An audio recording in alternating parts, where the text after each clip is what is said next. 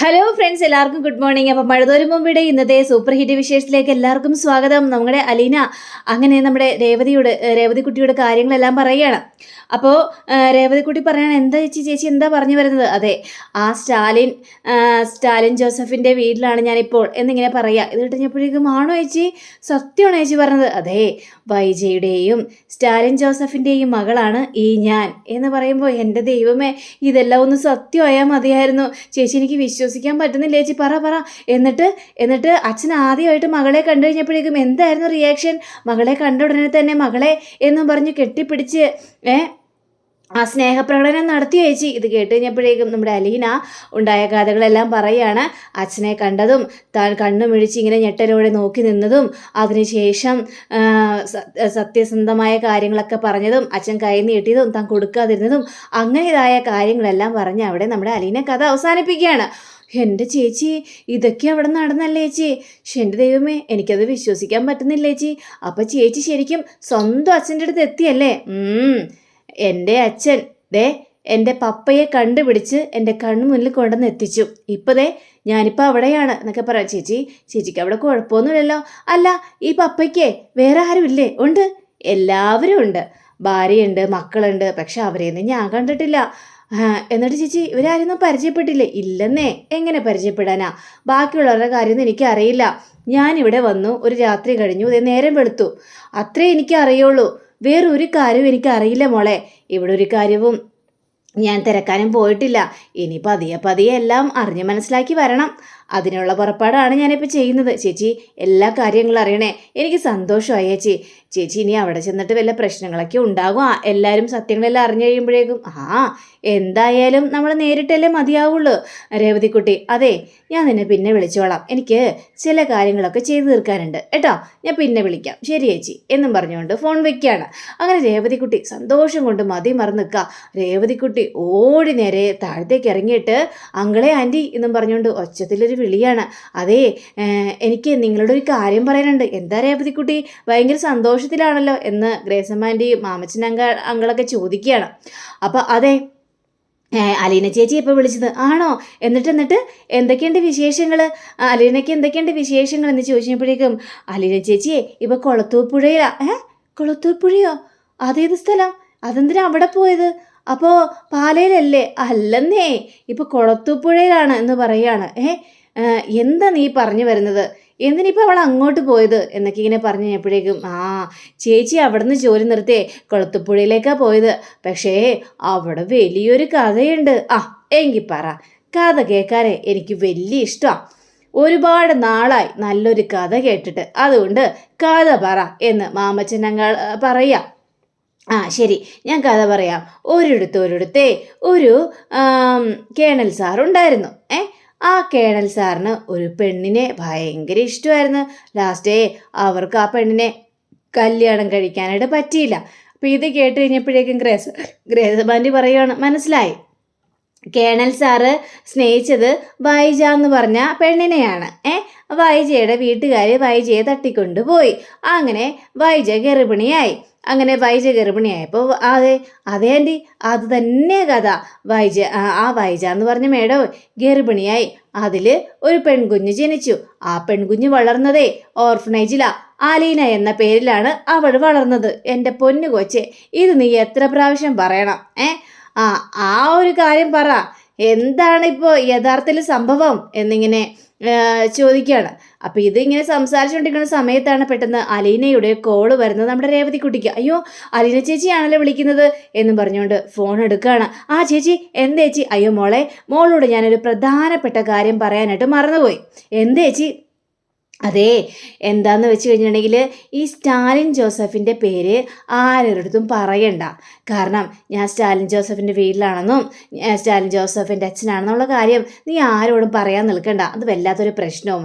ഈ കേണൽ സാറാണല്ലോ. അപ്പോൾ കേണലായതുകൊണ്ട് എല്ലാവരും റിട്ടയർഡ് കേണലിനെ തിരിച്ചറിയും. അത് വല്ലാത്തൊരു മോശപ്പേരല്ലേ? അതുകൊണ്ട് ആ പേര് ആരോടും പറയണ്ട. അയ്യോ ചേച്ചി, അതെ, ഞാനിവിടെ ആൻറ്റിയോടും അങ്ങളോടും പറഞ്ഞു പോയി കേണൽ സാറിൻ്റെ പേര്. ഇത് കേട്ട് കഴിഞ്ഞപ്പോഴേക്കും അത് കുഴപ്പമില്ല, ആൻറ്റിയോടും അങ്കിളോടും പറഞ്ഞോ, പക്ഷെ വേറെ ആരോടും പറയണ്ടെന്നാ ഞാൻ പറഞ്ഞത്, മനസ്സിലായല്ലോ? ആ, അത് ഓക്കെ ചേച്ചി, ഞാൻ വേറെ ആരോടും പറയാനായിട്ട് പോകുന്നില്ല, ആൻറ്റിയോടും അങ്കിളോടും മാത്രമേ ഞാൻ പറയുള്ളൂ.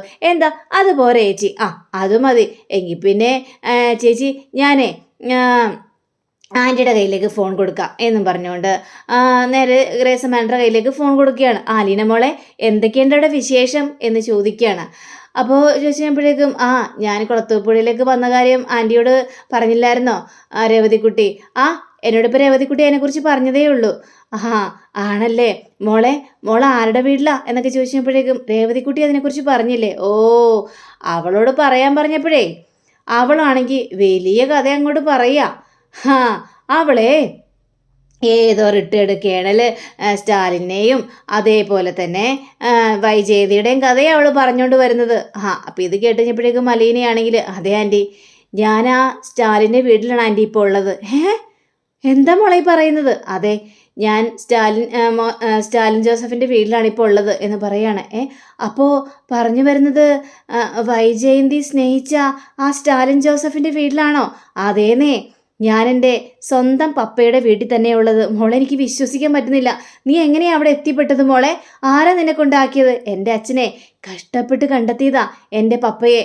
ആ വീട്ടിലാണ് ഞാനിപ്പോൾ ഉള്ളത് എന്ന് പറയാം. ദൈവമേ, ഇതൊക്കെ എന്തൊരു മറിമായമാണ്. ഇതൊന്നും വിശ്വസിക്കാൻ പറ്റുന്നൊരവസ്ഥയായല്ലോ മോളെ. അതെ ആൻറ്റി, ഇതൊക്കെ വിശ്വസിച്ചേ മതിയാവുള്ളൂ. അങ്ങനെ ഞാൻ എൻ്റെ അമ്മയെയും എൻ്റെ യഥാർത്ഥ പപ്പയെയും കണ്ടു ആൻറ്റി എന്ന് പറയാണ്. മോളെ, നിനക്ക് നല്ലതേ വരുള്ളൂ. എന്നിട്ട് അവിടെയുള്ളവരെയൊക്കെ പരിചയപ്പെട്ടോ? പരിചയപ്പെട്ട് വരുന്നതേ ഉള്ളൂ. എല്ലാം ഒന്ന് നോക്കിയും കണ്ടും മനസ്സിലാക്കണം, അത്രയേ ഉള്ളെന്നൊക്കെ പറയാണ്. മോളെ, എല്ലാം നിനക്ക് നല്ലതുപോലെ തന്നെ വരും മോളെ. നീ നല്ല രീതിയിൽ മുന്നോട്ട് പോകാൻ നിനക്ക് അറിയാലോ. ശരി ആൻറ്റി, എങ്കിൽ പിന്നെ വിളിക്കാം എന്ന് പറഞ്ഞുകൊണ്ട് ഫോൺ വയ്ക്കുകയാണ്. അപ്പോൾ നമ്മുടെ ഗ്രേസമ്മ ആൻറ്റി ഇങ്ങനെ സ്തംഭിച്ച് എന്നാലും അവളുടെ സ്വന്തം പപ്പയുടെ അടുത്ത് എത്തിയല്ലോ, എനിക്ക് വിശ്വസിക്കാൻ പറ്റുന്നില്ല. ഇതൊക്കെ വിശ്വസിച്ചല്ലേ മതിയാവുള്ളൂ എന്നൊക്കെ നമ്മുടെ രേവതിക്കുട്ടിയും ഇങ്ങനെ പറയുകയാണ്. പിന്നീട് കാണിക്കുന്നത് അലീന. അപ്പോൾ അലീനയാണെങ്കിൽ പട്ടികളുടെ കൂടെ ഇരുന്ന് കുറേ ഫോട്ടോസ് എടുക്കുകയാണ്. ഇനി നിങ്ങളെയൊക്കെ ഒന്ന് ഫോട്ടോസ് എടുക്കണം. ഞാനിവിടെ എല്ലാവരെയും പരിചയപ്പെട്ടില്ലേ, ഇനി നിങ്ങളെയൊക്കെ ഫോട്ടോസ് എടുക്കണ്ടേ? ഫോട്ടോസ് എടുത്തിട്ടേ കുറേ പേരെ അയച്ചു കൊടുക്കാനുള്ളത് എനിക്ക്. എല്ലാവരുടെ കാര്യത്തെക്കുറിച്ച് പറഞ്ഞു. അപ്പം എനിക്ക് കൂട്ടായിട്ട് നിങ്ങളുണ്ടെന്ന് മനസ്സിലാക്കണ്ടേ? ഇങ്ങനെ വന്നേ എന്ന് പറഞ്ഞുകൊണ്ട് ഈ പട്ടികളെല്ലാം ചേർത്ത് പിടിച്ചിട്ട് സെൽഫി എടുക്കുക അലീനയോട് ചേർന്ന് നിൽക്കുകയാണ് പട്ടികൾ മുഴുവനും.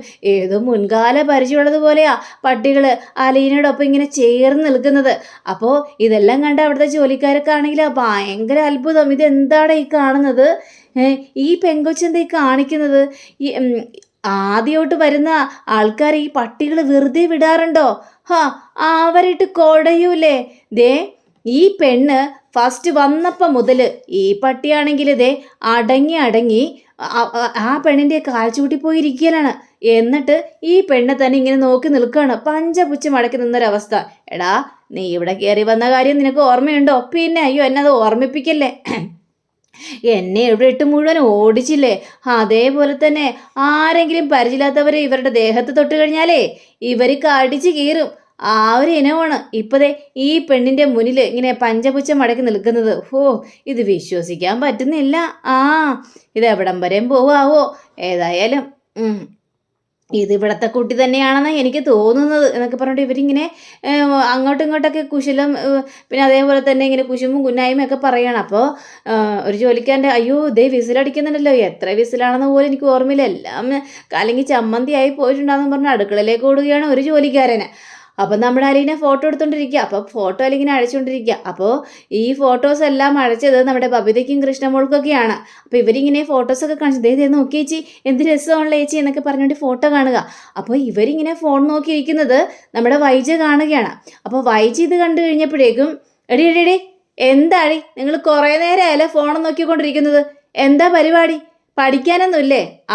ഞങ്ങൾക്ക് പഠിക്കാൻ ടൈം ടേബിൾ ഉണ്ട്, ഒരു ടൈമിംഗ് ഉണ്ട് എന്നൊക്കെ പറഞ്ഞപ്പോൾ ടൈമിങ്ങോ? അതെ, ഞങ്ങളൊരു ടൈമിങ്ങൊക്കെ ടൈം ടേബിളൊക്കെ നിശ്ചയിച്ചിട്ടുണ്ട്, അതിനനുസരിച്ച് ഞങ്ങൾ പഠിക്കുള്ളൂ. എന്നിട്ട് ഞാൻ പഠിക്കും. അങ്ങനെ ടൈമൊന്നും നോക്കി പഠിക്കേണ്ട ആവശ്യമൊന്നുമില്ല, പോയി പഠിക്കാൻ നോക്ക്.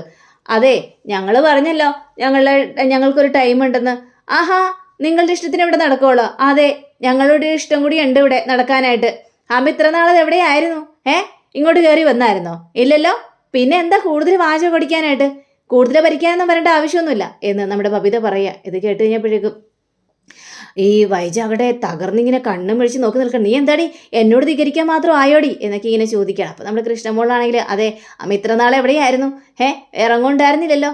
ഞങ്ങളുടെ കാര്യങ്ങൾ ഞങ്ങൾ തന്നെയാണ് നോക്കിക്കൊണ്ടിരുന്നേച്ചത്, അല്ലാതെ അമ്മയല്ല നോക്കിക്കൊണ്ടിരുന്നേച്ചത്. അപ്പോൾ ദേ ബാലേന്ദ്രൻ വരിക. എന്താ എന്താ എന്താ ഇവിടെ പ്രശ്നം? ചേച്ചി മിണ്ടണ്ട ചേച്ചി. ഒന്നുമില്ല അച്ഛാ, ഞങ്ങൾ പഠിക്കുന്ന കാര്യം പറഞ്ഞുകൊണ്ടിരിക്കുകയായിരുന്നു അച്ഛാ എന്ന് പറയാണ്. അപ്പോഴേക്കും വൈജ അവിടെ നിന്ന് പോവുകയും ചെയ്യാണ്. അപ്പോൾ നമ്മുടെ ബാലേന്ദ്രനോട് അതെ അച്ഛാ ഇത് കണ്ടോ അച്ഛാ, അലീന ചേച്ചിയാ. അലീന ചേച്ചി കുറേ ഫോട്ടോസ് അയച്ചേക്കണ നോക്കിക്കണ്ടേ. ആണോ? അലീന അയച്ച ഫോട്ടോസാണോ? എങ്കിലൊന്ന് കാണണമല്ലോ, നോക്കട്ടെ എന്ന് പറഞ്ഞുകൊണ്ട് ആ ഫോട്ടോസൊക്കെ നോക്കി കഴിഞ്ഞപ്പോഴേക്കും അയ്യോ കൊള്ളാലോ, ആഹാ ഇത് പട്ടികളിലൊപ്പം ഇരുന്നുള്ള സെൽഫികളാണല്ലോ. അവള് പട്ടികളെയും കയ്യിലെടുത്തല്ലേ. അല്ലെങ്കിലും പട്ടികളെന്നൊക്കെ പറഞ്ഞു കഴിഞ്ഞാൽ അവർക്കൊരു വീക്ക്നെസ് ആണല്ലോ. ഏത് പട്ടിയും അവളോട് പെട്ടെന്ന് ഇണങ്ങും എന്നൊക്കെ പറയാണ്. അതെ അല്ലേ. അപ്പോൾ വയസ്സെല്ലാം കേട്ട് വയസ്സയ്ക്ക് കലി വരികയാണ്.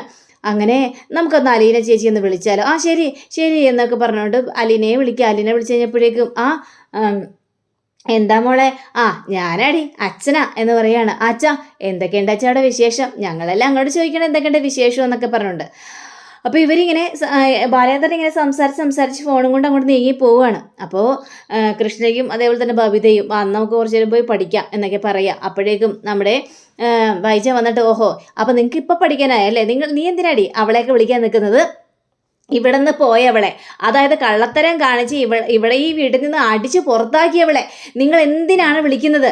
അതിൻ്റെ ആവശ്യം എന്താണ്? അതിൻ്റെ കാര്യം എന്താണ് എന്നൊക്കെ ചോദിക്കണം. നമുക്ക് വേറെ ഒരു പണിയില്ലേ, ഞങ്ങൾ പലരെയും വിളിക്കും. ഇവിടെ അലീന ചേച്ചിയാണ് പല കാര്യങ്ങളും നോക്കിക്കൊണ്ടെന്ന് വെച്ചാൽ അതിൽ അമ്മ കയറി ഇടപെടേണ്ട ഒരാവശ്യമില്ല. പറഞ്ഞു മനസ്സിലായല്ലോ? ഞങ്ങളുടെ ഇഷ്ടം ഞങ്ങളുടെ രീതിയിൽ ഞങ്ങൾ ചെയ്തുകൊണ്ടിരിക്കും. അതിൽ അമ്മ ഇടപെടേണ്ട കാര്യമില്ല. അമ്മയുടെ പാട് നോക്കിപ്പോ, ഞങ്ങളുടെ കാര്യത്തിൽ ഒരു കാര്യം ചോദിക്കാൻ വരേണ്ട യാതൊരു അധികാരവും അമ്മയ്ക്കില്ല എന്ന് പറഞ്ഞുകൊണ്ട് ഇവർ രണ്ടുപേരും കയറി വാതിലടക്കുക. ഇതെല്ലാം ബാലേന്ദ്രൻ ഒന്ന് ശ്രദ്ധിക്കുന്നുണ്ടായിരുന്നു. അങ്ങനെ ബാലേന്ദ്രൻ നേരെ വൈദ്യരുടെ അടുത്തേക്ക് പോയിട്ട് എന്താ ഇവിടെ പ്രശ്നം? പിള്ളേരെല്ലാം അങ്ങോട്ട് വശത്താക്കി വെച്ചിരിക്കുകയാണല്ലോ. ദേ എന്നോട് ചാടിക്കരയ്ക്കുന്ന പോലെയേ പിള്ളേരോട് ചാടിക്കടിക്കാൻ നിൽക്കരുത്. അവർക്കേ വകതിരവും ബുദ്ധിയും ഒക്കെയുള്ള പെൺകുട്ടികളാ. അതുകൊണ്ട് അവരുടെ അടുത്ത് കൂടുതൽ കളിക്കാൻ പോകരുത്. കളിച്ചാലേ പണി വാളും എന്ന് കേട്ടപ്പോൾ വൈജ മറുപടി പറയാൻ പോയപ്പോൾ വേണ്ട, മറുപടി പറയണ്ട, എനിക്ക് കേൾക്കാൻ താല്പര്യമില്ല, ഞാനേ ഫോണിലാണ് എന്നും പറഞ്ഞുകൊണ്ട് ഫോണുമായിട്ട് പോവുകയാണ്. വൈജ കാലി വന്ന് കാലി മൂത്തൊരവസ്ഥയിൽ ഇങ്ങ് നിൽക്കുകയാണ്. പിന്നീട് കാണിക്കുന്നത് അപ്പോൾ അങ്ങനെയും കാണിച്ചുകൊണ്ടാണ് നമ്മുടെ ഇന്നത്തെ ഇവിടെ അവസാനിക്കുന്നത്. അടുത്ത റിവിനെ കാത്തിരിക്കുക, സബ്സ്ക്രൈബ് ചെയ്യുക. എല്ലാവർക്കും നല്ലൊരു ദിനം ആശംസിക്കാം. Thank you. See you. By.